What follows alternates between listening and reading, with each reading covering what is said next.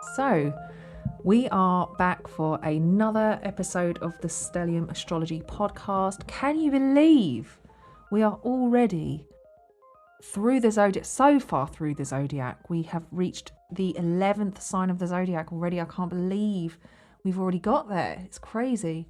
If in case this is the first time you've ever listened to the Stellium Astrology podcast, I am your host, Stephanie James, and I am the founder of stelliumastrology.com. I also am a tutor at the London School of Astrology. I've toured around the UK and I've been abroad teaching the subject, talking about the subject, and mingling with like-minded folk who just cannot get enough of astrology. These are my kind of people. And I used to write the horoscopes for a number of publications, including Elle Magazine UK. So maybe a phrase for Aquarius, which is a great one, is I love humanity, but I hate people. Anybody with a lot of Aquarius in their chart could identify with that statement. I have an Aquarius stellium, and I have to say, as much as I hate to admit it, there is an element of that in the way that I feel about things. It's not. I don't hate people. I do. I do. I do hate some people, and hate is a strong word as well. But there is a real love and appreciation for humanity and seeing the beauty in humanity with Aquarius. But individuals can ruin that, So I think that's more fitting, really. Aquarius is the next sign on from Capricorn, who we talked about last time. And Aquarius is almost a bit of a kickback from Capricorn. All of the signs of the zodiac are a kickback from the previous sign. So where Aries is like gung-ho, first place, wants to get there as quickly as possible, Taurus is not interested in hurrying itself up, and it really appreciates, seeing what happens if you just stick around and, allow things to develop around you. And then you've got like the Leo Virgo, where Leo is all about like the party and the big premieres and the spotlight and being in the centre of attention. And Virgo is kind of the person that comes around after the party and does the cleaning and makes sure everything's tidy and back to the way it should be, and let's get back on with work. Sorry, Virgo, you do really get a bit of a bad rap, don't you? But actually, I love Virgos. Virgos are awesome. They're very helpful. They're very humble, and a cool and awesome sign, usually with some very cool interests. So yeah, obviously each sign of the zodiac is a bit of a kickback from the previous. Aquarius is a bit of a kickback from Capricorn. And by that I mean that Capricorn is traditional, it's conservative, and it's, it likes to, I guess familiarity is something that Capricorn likes, and it likes to, if you think about Capricorn being things like the banking system or, the BBC, British Broadcasting Corporation, like kind of respected, organisations that have a brand that have been built up over time and you come to know and respect and trust that brand. Aquarius would be like the new kid on the block, the new startup company who, all right, as far as social media is concerned, you could say that, Facebook is Capricorn and TikTok is Aquarius. It's this new thing. It's like it's breaking out. It's doing things differently. It's changing the way everybody does things because they've suddenly gone, wow, they're onto something here. It's new and it's different. Aquarius is very much about breaking away from tradition, breaking away from the structures. So it can be seen as being a relatively rebellious and unconventional sign.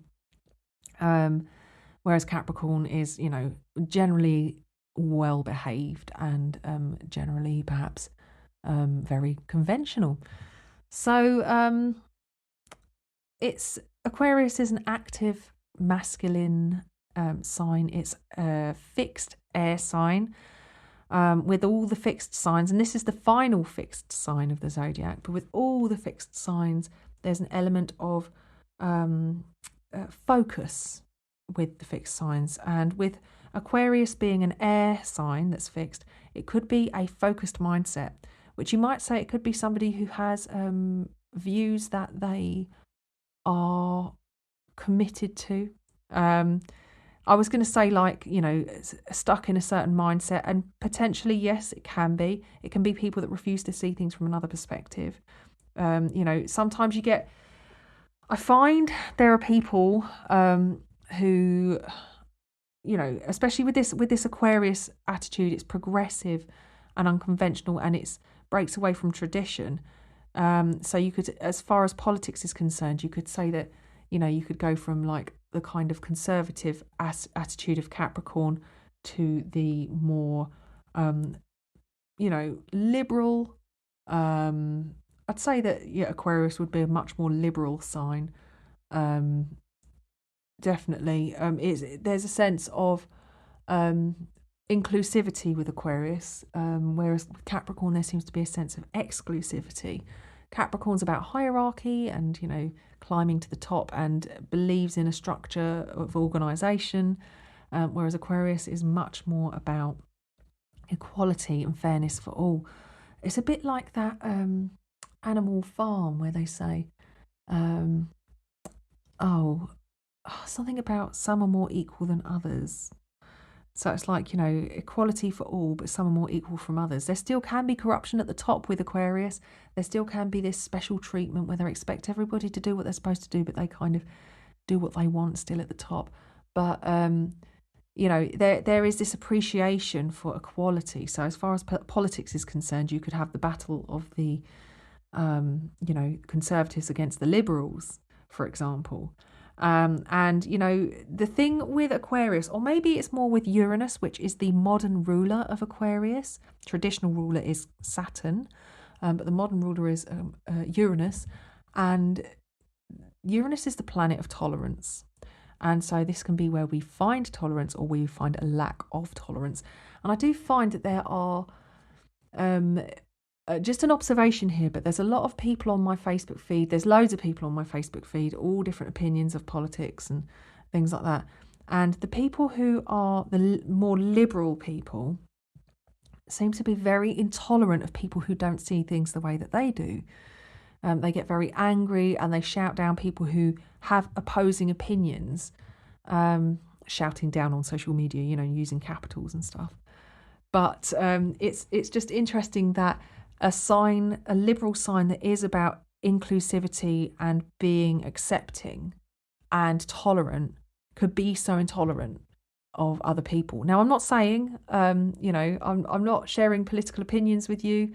I'm very much an Aquarian, and I'm quite a contrary Aquarian type as well, because I have a stellium in Aquarius, and I really see value in both sides of arguments, and I don't really commit to one side or the other. This, maybe people might think that's a bit weak. It's just the way I am. I just am. I'm just like that. That's my Aquarian stellium that I've got there. I find it very difficult to and I've got a Gemini ascendant, so I see things from both perspectives. I think I'm quite a what do you call it? I guess I'm quite progressive, but at the same time, I think I'm also quite intolerant. I'm intolerant of intolerance, you see. That's my thing. And that's my Aquarius stuff. And I think that that's the thing with Aquarius. It doesn't tolerate things. So that's where change comes from. It's this kind of, they're not going to tolerate things the way things have always been done. That's just not the way that they roll. If something needs to be changed, they'll make sure it changes. And it's an interesting way to look at the world through the eyes of an Aquarius. They're also kind of quite associated with activism, because if they're intolerant of something, they want the world to be inclusive, they want everybody to be treated fairly and equally. Sometimes you have to fight for that. So activism can be involved with that. I'm talking maybe even things like veganism and stuff. There's a lot of activism involved with veganism, and that's about treating animals as equals to humans, understanding that they suffer. It's kind of, whatever your opinions are, there is an element there that, animals aren't treated as equals, other than if you've got a pet. And even then, some people don't see their pet as necessarily equals as such. but yeah, Aquarius, as much as they moan about humanity and hating people, they don't actually, but there's that feeling, that vibe. They're very sociable, and they're very usually have a lot of friends, and friendship groups are very important to them usually. Um, so I know myself personally, I always had, I've moved away now, so I'm not close to all my friends anymore, which is kind of tough when you've got a lot of Aquarius in your chart. But also with a lot of Aquarius in your chart, you're usually quite capable of doing things on your own and being a bit of a lone wolf, because ultimately Aquarians don't really feel like they fit in too much. And so they kind of tend to do things their own way. Life is kind of their own individual journey, and they have their own unique gifts that they bring to the world, and that's what makes them individual and unique and special.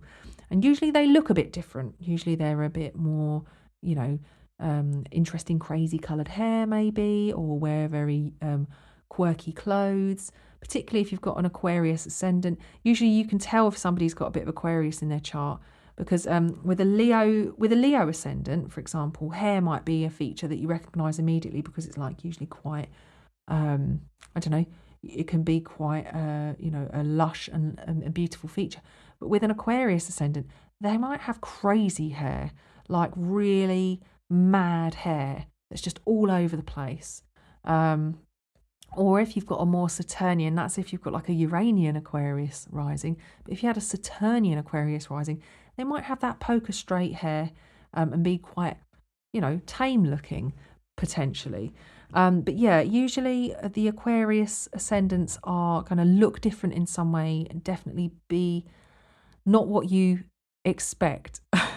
I have to speak about this time I went, so at the London School of Astrology, every year usually, not this year, but every year usually there's a boat party, and we go along, and, the principal, Frank, he hires out a boat and we go along the Thames, and it's just a really lovely little get together, and it's all astrologers together on a boat.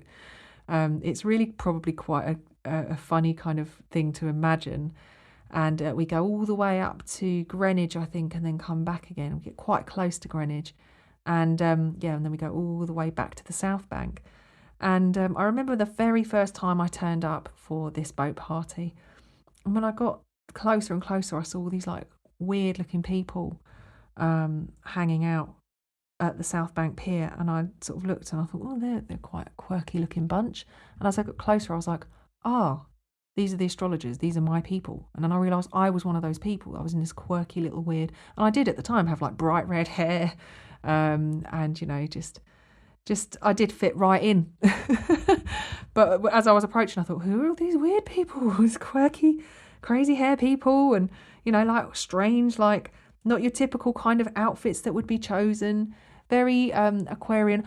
I think Aquarian footwear as well, I would say. Aquarian footwear would be like, if you Google Fly London boots. Fly London, I think, is so Aquarian.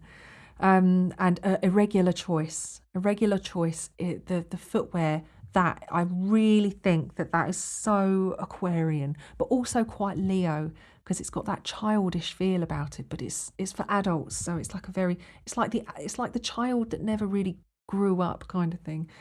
And maybe that's to be said about Aquarius, because they continue to celebrate this unique thing that makes them very individual. So astrology is associated with Aquarius, or with Uranus maybe. It's supposed to be quite and Uranus and Aquarius, but Aquarius really is a sign which talks about finding your community in some way. So when you do have a unique talent, when you do something that's different and out there, whatever it may be, but in my context, it's astrology. When you do suddenly find your group, it's like you have a community, but the thing is that community don't all think the same. It's not like it's indoctrinated and you're all regurgitating the same thing over and over. It's not like joining a church where you're reading out of a book that everybody is told this is the bottom line and that's how it is. With astrology, it's got its little different branches and everybody's studying something different and we all bring in something different to the table. So we're all very different. Hello, Archer. What's up? Where are you? Hey, show stealing again, are you? See, I think Archer's got a bit of Leo Aquarius in him somewhere, but maybe it's a fixed thing because he also spoke up on the Scorpio episode. Are you a fixed sign, Archer? I don't know what he is. I got him as a rescue cat. Archer, are you fixed? I think he is. He might be. Anyway, so yes, it's bringing this unique individuality to a place where everybody's talking the same language, maybe, but they're doing it their own way slightly. So, and that's what you find in communities, especially online communities, for example, where you're signing up to share your skills and experience. You're all doing it your own way, doing it differently. You're on your own doing it, but you come to this community to share your experiences and how you've done things and how they've worked out for you. So, so that's kind of got quite an Aquarian feel, I would say. And Aquarians usually are quite aware of their limited time because, again, traditionally it was a Saturn-ruled sign of the zodiac, like Capricorn. And Capricorn is very time-focused. So, they're very focused on, what they can squeeze into what amount of time they've got and how much time they've got on the planet, and very aware of this kind of ticking clock. And I think that Aquarius also has that awareness about them in a more traditional Saturnian sense, but actually they don't want to preserve the planet as it was. They want to improve it in some way. So they are wanting to change it for the better and leave it in a state of improvement in some way. So that's why I think Aquarius gets this kind of progressive label stuck on it, which is a good thing. You can get people that are just crazy progressive and maybe moving ahead a little bit too fast for everybody else, and that can be a bit disconcerting. But on the other hand, you've got this ability to show people that it can be done differently, and let's move forward and let's change. I have a lovely, lovely friend who lives nearby at an equestrian centre in this beautiful countryside. And she's got a few Aquarius planets, just like me. She is an Aquarius, but she's got a few other Aquarius planets, and she's really, really wonderful, of great inspiration, a fantastic astrologer who isn't particularly interested in the spotlight at all. I've asked her to come on my podcast, and she said no, thank you, because she's got a Scorpio ascendant, so she's quite private. And she said to me that they're talking about building maybe quite a lot of houses very close to where she lives, because there's an awful lot of land there that is, it could be used. And, as the population increases and there's less places to live, we need to create these places for people. And I said to her, oh gosh, that's going to be horrible, like having them building all this stuff around your house and that. And she said, yes, but times change, and things can't stay the same forever, and we have to accept the fact that things are constantly changing in the world. And I just thought, gosh, she's so good. Like, she's an Aquarius, and she can really, I suppose, here's me, this Capricorn, sort of, oh no, but don't change it, like, it's beautiful, look at that lovely countryside. And she's like, yeah, but it's got to change at some point, can't stay the same forever, can it? And it's like that conversation between a Capricorn and Aquarius. She's so wonderful. I absolutely love her to bits.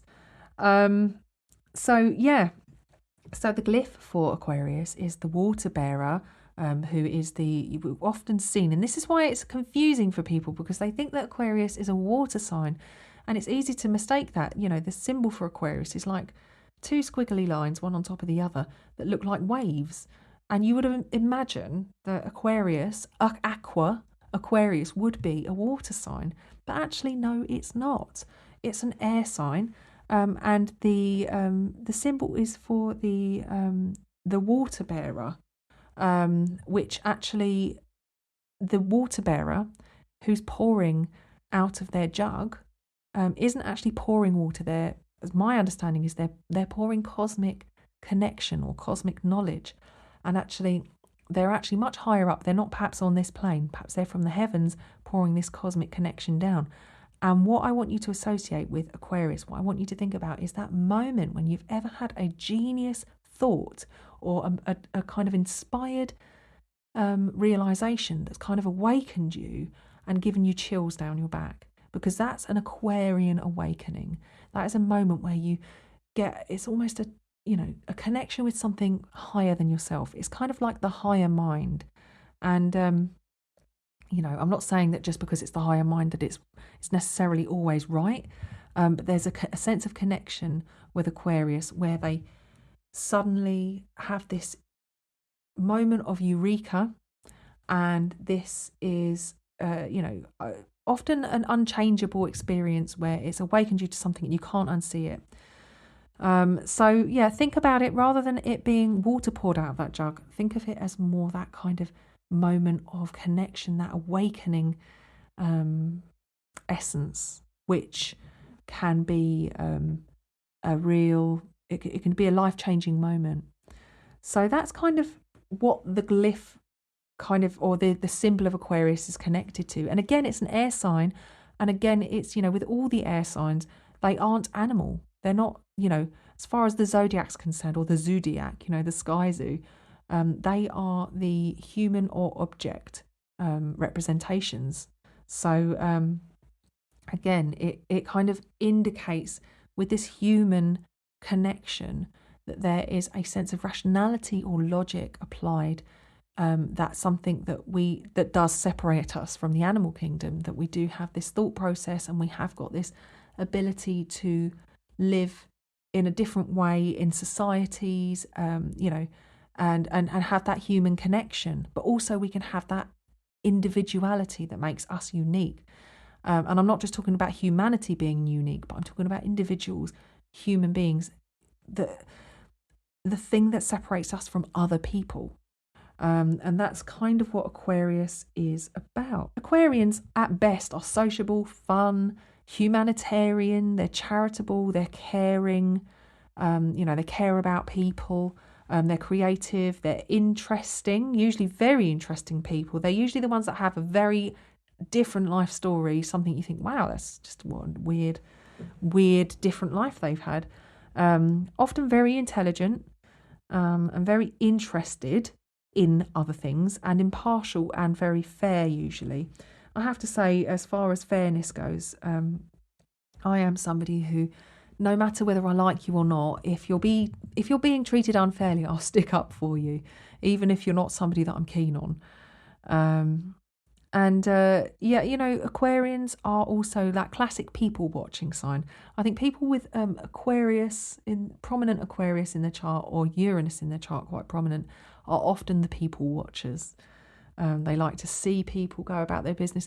And this can be something that we can say about, what do you call it? Reality TV. I think that of the more recent spells of entertainment that we have now on TV, I think reality TV was born out of a kind of that Uranus-Neptune conjunction that occurred back in 1993, which I've referred to a couple of times now. Uranus being the ruling planet of Aquarius, Neptune the ruling planet of Pisces, but we'll get into that next time.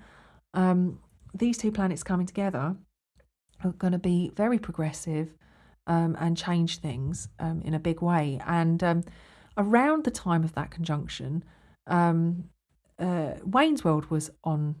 The film Wayne's World was being made, and one of the things I think that was really interesting about that is that Wayne and Garth had their own cable satellite TV show, which, if you think about that translating to modern times, it's almost like they had their own YouTube channel. And this is how I think that TV and entertainment is changing, is down to the ruling planet of Aquarius and Pisces getting together. But it's impacted so many aspects of our life, but just this one stream or one thread that I'm asking you to follow and just think about is the film Wayne's World. He had his own cable satellite TV show, and they just every week they did it. They were like miniature celebrities, like little influencers, you could call them. And the internet was developed around that time. So if you think about what Wayne was doing, and then they developed the internet and put those two things together, as time goes by, we've got YouTube channels which have started to really branch into like actual channels now. And on top of that, we've also got reality TV, which was always a thing. There was always a reality TV show, but reality TV kind of exploded in sort of like the late 90s, I believe, in the UK anyway, in the year 2000. So just at the end of the 90s, we've got Big Brother, for example, in the UK, and I don't know if it's still going anymore. I don't know if they're still doing it, but it's been going for years, like 20 years practically, and that was very people watchery. You know, you go into a house. It's called Big Brother. It's kind of based on this sort of like Orwellian idea of a society that's always being watched. And I did read the book 1984 this year, and it was, I have to say, I had to take a little holiday from reading after I read that book because it was just so dark. It was so dystopian and hard going. And I love dystopian, but it was really difficult. By the end of it, I was like, oh my God, that book did not let up once. The whole time I was listening to it, I was like, oh, please, please, please. Oh, I can't deal with this. It's like my Aquarian aspect of me was just like, fight the system. And it just, oh, they were defeated. I'm not, spoiler alert, but like, it was just so hard. It was so hard. It was a difficult year to even be listening to a book like that. But another book that was very similar to that was Wild Swans, which was a true story about 3 generations of females in a family living in China through communism. And there were so many similarities in those books. And they're very, I think that's communism could be another Aquarian thing, that it's like communism gone wrong, where it's like, you get that it's this give to everybody. Everybody's equal. We should all have the same. But there's usually, like I said, this little tip of the pyramid that is corrupt and is living lavishly, while everybody else is on rations. And it doesn't matter whether you're going out and slaving away or if you're doing something that's quite minimal work, you all get equivalent. It was interesting that I would choose to read both those books this year. And if you haven't read them, I know I just didn't really give a very good review on 1984. It was a brilliant book, but it was just hard. Same with Wild Swans. It was really hard going in places, but it's an amazing book and slightly more optimistic at the end. So I would recommend those. But I feel like that's it's about power and control. So a little bit of like Saturn and Pluto, which we've been going through, as I've talked about in previous episodes. But at the same time, it's been about, this kind of Big Brother, your thought police. You can't think or say or do things outside of the control structure, because you'll be, breaking away and acting bourgeois and acting like you're better than everybody. And it's very, it's the breaking point that you find with Aquarius, where it gets to the point where they just can't tolerate things anymore. If you read those books, I think you'll understand what I mean. If you've read them, I'd love to know what you thought of them. Please get in touch with me. I need to talk to somebody about this. I need to talk to somebody about 1984 and Wild Swans. Oh, I picked some really heavy books this year. Anyway, reality TV I think is very connected, especially things like Big Brother, to Aquarius, and that kind of all living in a house together, people watching experiment that just has gone on for years. And I do think it's connected to that Uranus-Neptune conjunction in 1993, which I'm completely obsessed with, as you can probably guess because I keep talking about it. So, at worst, Aquarius can be overly rational. Like I said before in the air episode, if you haven't listened to that episode, you should go back and listen to the elements air. It's a very good way of getting into the element and understanding how that sign interacts with its environment and the modes as well. If you listen to Fixity, it's good at knowing how they deal with challenge. So definitely go back and listen to those episodes if you haven't. But yeah, at worst, air signs or Aquarius can be overly rational. And by that I mean that they can commit to the theory without thinking about the reality of how something might play out. So they can forget that people are involved. And at the moment, I'm thinking of the TV show The Prisoner, where he's like, I'm not a number, I am a free man. Breaking away from that. I don't know if you've ever seen The Prisoner, but it's one of my favourite things ever. So amazing. 1960s TV show. It's incredible. With Patrick McGoohan, and he resigns from his job and then wakes up in a place where he's been kidnapped and they've taken him there to mentally break him. He's a secret agent, by the way, a government agent. So he's been taken away and they're trying to mentally break him in some way. So that he'll tell them why he resigned, and he doesn't know if he's been who's captured him. And every episode is basically him trying to escape from this island. And the longer the series goes on, the more crazy it gets. It's very psychedelic 60s, and it's fantastic. And again, I can't help but feel that there's an element of this sort of. I feel like he's quite Aquarian. He's very rebellious. He just refuses to do what is expected of him. This overly rational and lacking empathy thing, this kind of theory over the actual practical application where, you can think about how people should react, but when you see people getting emotional about it, it's like, well, you shouldn't be. Why are you getting emotional about it? You don't need to be. It's very, it can be very cold. Stubborn viewpoints, like I mentioned, really committing to ideas, even though they might seem like they are the best idea. It can breed a type of intolerance, a little bit misanthropic, and like I said, so a little bit intolerant. But generally, Aquarians are your quirky, weird, and wonderful friends who are kind of doing things their own way and inspiring you to do it differently too. So that's what's cool about Aquarians. Who have I got here to talk about? Whose charts have I pulled out? So I might touch on a few charts but not go too in depth. I have got someone here who so Tracy has got in touch with me, and Tracy is she's got her sun in Aquarius, and that's all she has in Aquarius, but she has a very massive Capricorn stellium as well. So she's got Uranus, Neptune, Mercury, Saturn, Venus, all sitting in Aquarius. All sitting in Capricorn. And she's also got her Mars placement at 29 Sagittarius. So that's a massive cluster, a massive pile-up of planets all sort of sitting very closely together. But she's got her sun in Aquarius. So I think that obviously, as we go on and do other shows, and we are going to do the planets and the houses and things like that as well as we go along, but with with somebody that has a lot of emphasis in Capricorn, they are going to have a lot of Capricorn lessons that carry through their life. However, having a sun in Aquarius is somebody who has done the Capricorn thing. The sun's moved through that, and they are here to do things a bit differently. And you know what, Tracy? Your planets all sit around the fourth house, and so that heavy Capricorn stuff kind of describes perhaps you coming from a family that kind of has a heavy expectation on you doing things in the way they were, like a traditional family, and doing things in a way that has been, lots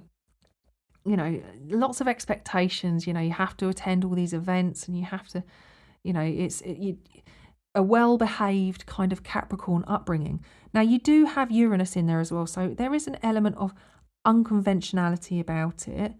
But then you've got your sun in Aquarius in the fifth house. So, for example, in this chart, I can see somebody who has a strong ability to do something creative and different and unique, but they're expected to do something that is traditional and respectable.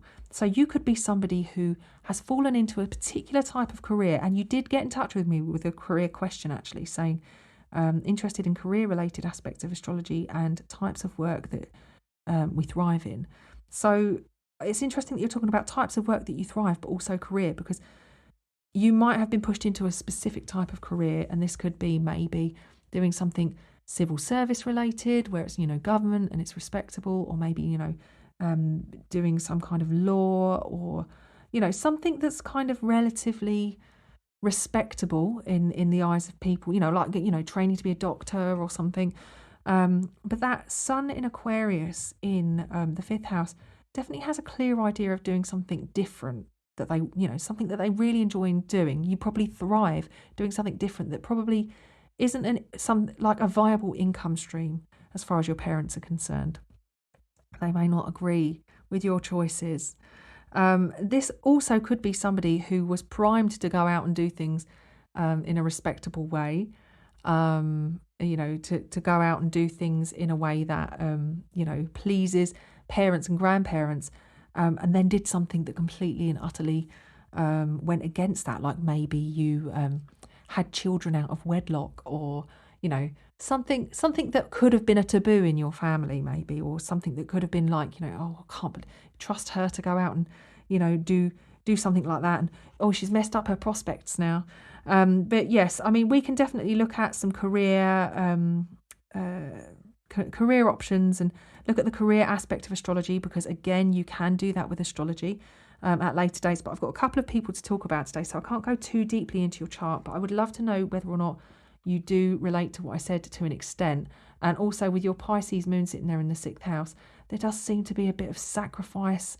You have to kind of sacrifice yourself and go out and do a job that perhaps you don't particularly like, because, situations demand that you do that. Maybe it's family demands that you do that.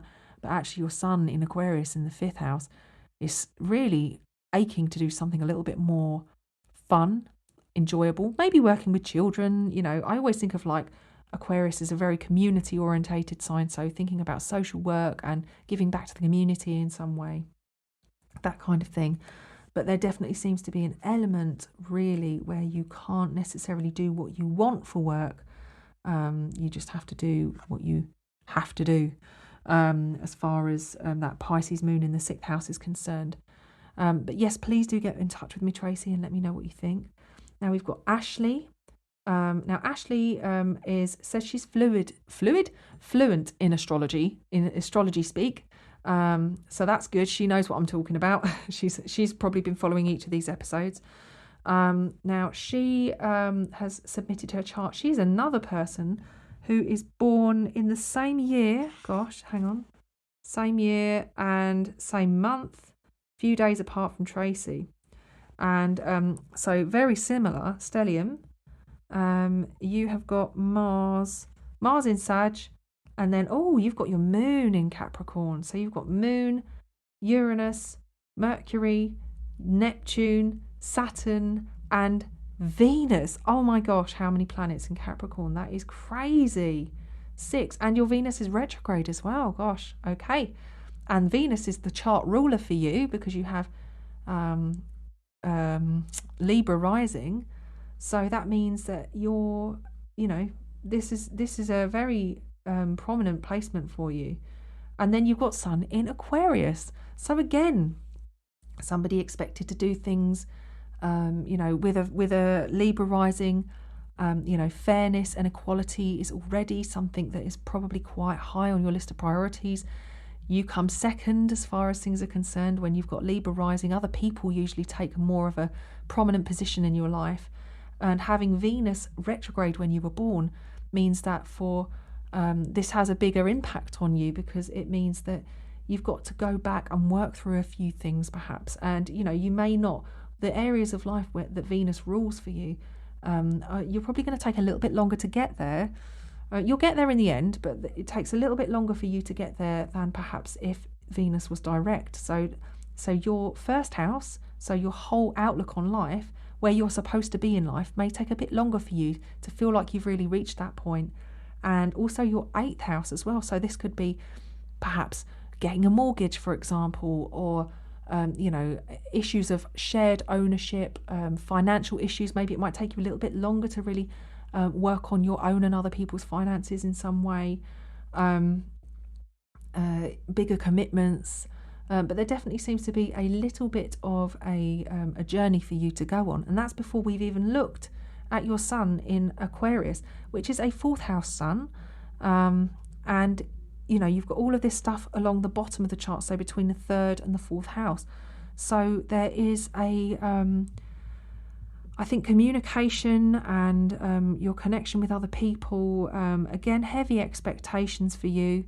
Family expectations, family life is probably very eventful, and your past, your heritage, where you come from, is probably extremely important to you, and maybe something that has been shared with you and like the old stories that you have been handed down through your ancestors, hearing about, your family's journey, or perhaps the lack of clarity around your history and the discovery of that as well. Now, definitely, I think that, with your sun in Aquarius, home life, though you've got this traditional bunch of planets sitting there, home life also may have a bit of a community feel to you.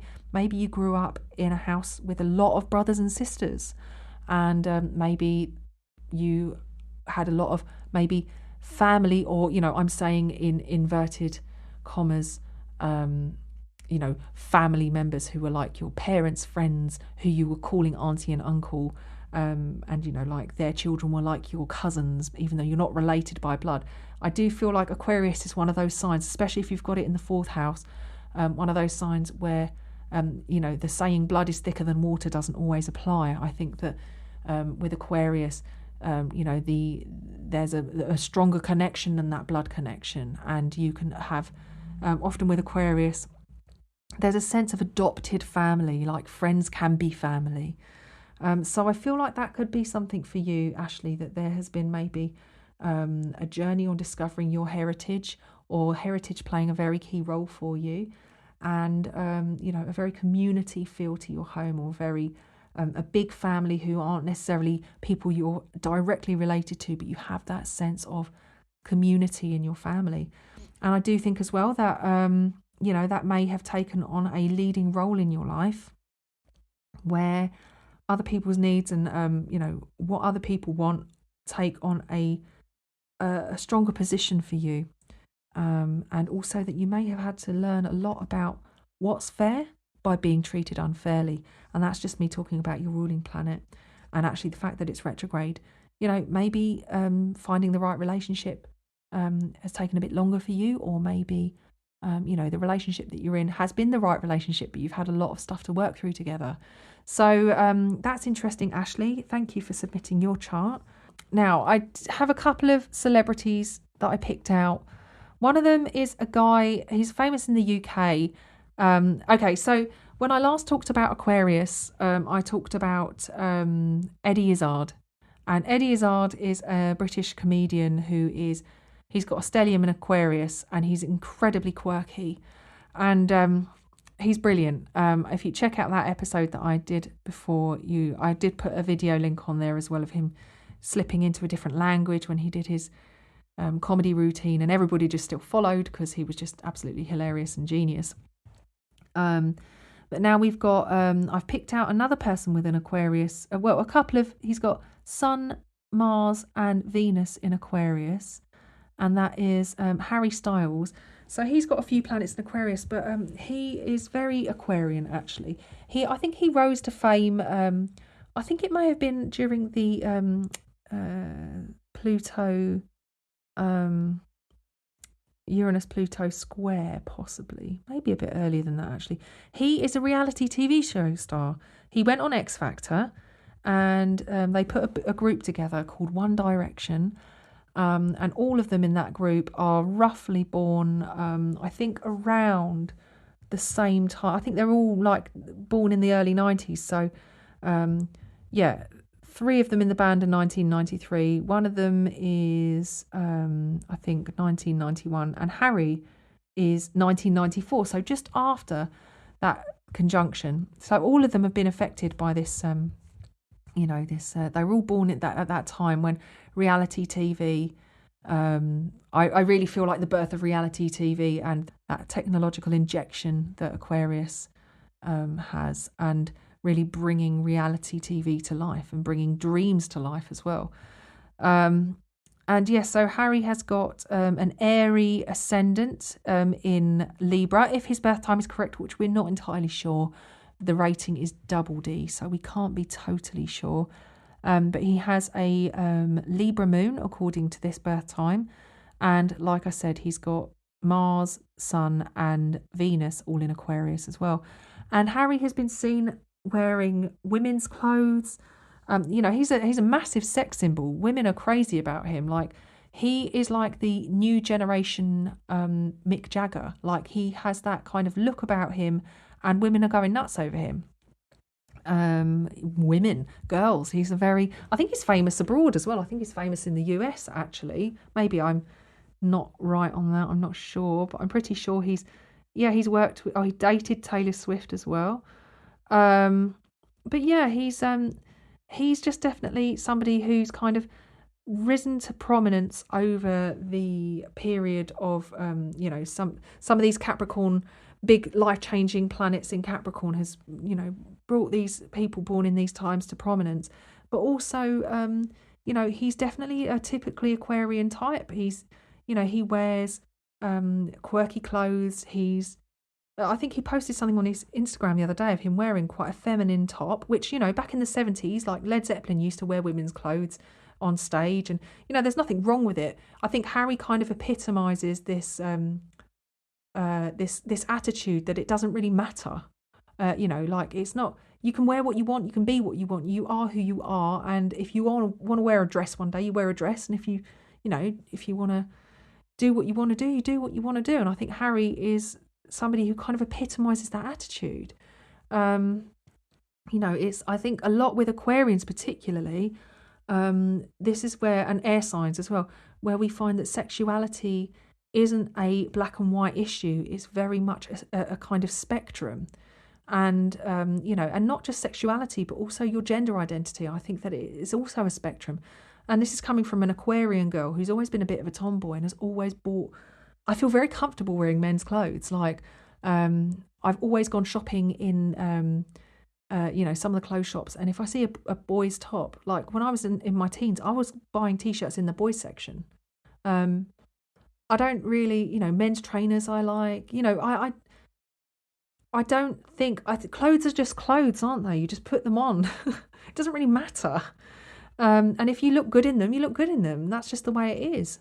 I mean, as I'm talking to you, I'm wearing a men's jumper. Like, I feel comfortable like that, I wear dresses. I dress up sometimes, and I do wear makeup sometimes. But I think that we just have to, what we wear, how we adorn ourselves with things, it's very much just an expression of who we are inside. And if we are, I just think that we all change. We fluctuate, we change. We're not, everything changes all the time. Anyway, so Harry is definitely somebody who is not a typical guy, I guess, by traditional standards. He's an Aquarian, so he's going to be different. And he's got that he's got the Uranus-Neptune conjunction in Capricorn. So again, Uranus, that unconventional planet, is working its magic on his Capricorn, on the Capricorn part of his chart, and saying this traditional Capricorn image I'm not going for tradition, I'm doing it my way. And then having Sun, Mars and Venus in Aquarius, he's definitely going to be expressing, kicking back against tradition and kicking back and doing things very differently. I don't know about the other members of One Direction. I think Zayn is the other one who seems to be quite famous. The rest of them aren't particularly that famous. I don't think. I mean, they're all famous. They're all successful, but I think that Zayn is still quite out there, quite popular, and Harry, I think, is very as well. And another celebrity who has a lot of Aquarius is Sheryl Crow. I picked her because I love her music. I really love Sheryl Crow. Might be something. Maybe I'm revealing my age a little bit here. But when I was growing up, and what's that? All I Want to Do song came out. I just love that tune, and I really feel like that is a very, very Aquarian. She's very Aquarian by nature. So she's got Venus, Jupiter, Sun, Mercury, Saturn, and Mars all in Aquarius, all really tightly close together as well. Just such a heavy. I mean, practically every planet in her chart. So the planets that aren't in Aquarius are her moon, which is opposite Neptune. So moon in Taurus opposite Neptune in Scorpio. So, oh my gosh, how fixed is that? Taurus is a fixed sign. Scorpio is a fixed sign, and then Aquarius is a fixed sign. And then opposite, she's got Uranus in Leo, which is fixed as well. So she's got so much fixity. She's like the most fixed person on the planet. Well, I don't know, there might be more, but just looking at this, it's just like insanely fixed chart. And then she's got Pluto in Virgo. But you know, the thing about fixity is it's got that kind of staying power. She's been around forever. She's been around since the 90s and she's still going strong. And from what I've heard from a lot of people, she's also a bit nutty. Probably in that truly Aquarian way, like very, very quirky, doing things her own way. And yeah, I think a very cool, I think a great female role model, actually. Probably one of my female role models. I really love her. I'd love to know if you guys like her music. I'm a big fan. And yeah, she's it says here on Astro Databank that she's got foster, step or adopted children. I would imagine that, you know, females with Aquarius in the chart probably are open to having a family that isn't necessarily blood related. Do you remember me saying about how Aquarius can be a non-blood, you know, blood is thicker than water, isn't necessarily an Aquarian mantra. But yeah, anyway, I just thought I'd put her in there so you can go and explore at a later date. Like I said, if you would like to support this podcast in some way, I'm thinking of ways to do that. So please get in touch if you've got some ideas for me. As I mentioned in the last episode in Capricorn, I am thinking about setting up a Patreon page, and I have already done so, but I haven't published it yet because I'm toying with some ideas about how to launch it, and I need to look into it a bit more. And the way I am figuring this, because we are already in December, I think it's a good idea for me to launch it in January. So I'm probably going to launch it to coincide with the new year. And I'm thinking of having 2 tiers at the moment anyway. A tier that will be $5 a month and another tier that will be $10 a month. And for each of those tiers, you'll get some exclusive content. The $10 tier will include everything. And the $5 tier will be, just a kind of like a handful of stuff. I think that in the UK, that's like $5 US, and in the UK, that works out to about £4.50 or £8.50 a month. Yeah, I'm kind of thinking of doing kind of like a moon scope in there, maybe a new moon and a full moon, and a monthly outlook. And that kind of thing, as well as maybe some random ponderings and little bits and bobs like that. So that's kind of, it's coming together in my head. I'm going to launch it probably in the new year. And, I just want to be able to provide the content you want to consume. So it would really help if you could give me some pointers. And, I'm thinking also maybe of having like an actual Patreons community. It's very exclusive, just for my Patreons. And we can maybe have like a Q&A session, maybe once a month or something. I'm trying not to make too much work for myself because the whole point of this is that I don't actually have a lot of time. So I'm trying to free up my time to make this more of my kind of main focus. So please, again, like I said, get in touch with me if there's ideas of content that you'd like. If there's anything that you think would be particularly useful that I've missed, please let me know, and I will work it into my Patreon plan, which I said I'm probably going to launch in the new year, because as I've learnt about Patreon from many people who have warned me, if you sign up on the 28th of December, for example, then on the 1st of January you get billed for the next month. So you could pay $10 on the 28th of December, and then on the 1st of January you'd get billed again another $10, which is a bit sucky. I would hate that. I don't know if there's ways around it, and I wouldn't like to charge somebody for $10 for like 2 days worth of access. But I'm sure there must be a way around that. But just a little heads up for you guys. It's why I want to launch in January, and I also want to be able to give myself a bit of time to plan some content. But I think it's the type of thing where you can sort of like roll it out as the month goes on. So yep, give me your feedback on that. I would really appreciate it. And yeah, that's kind of it, I think. Thank you for tuning in again. As always, your participation is so appreciated. And it's just amazing to think that I'm reaching out and connecting with so many people so far across the globe. It's a total buzz for me, actually. And I really, really enjoy hearing from each and every one of you. Okay, next time we're going to be talking about Pisces. So I'll speak to you then. Take care.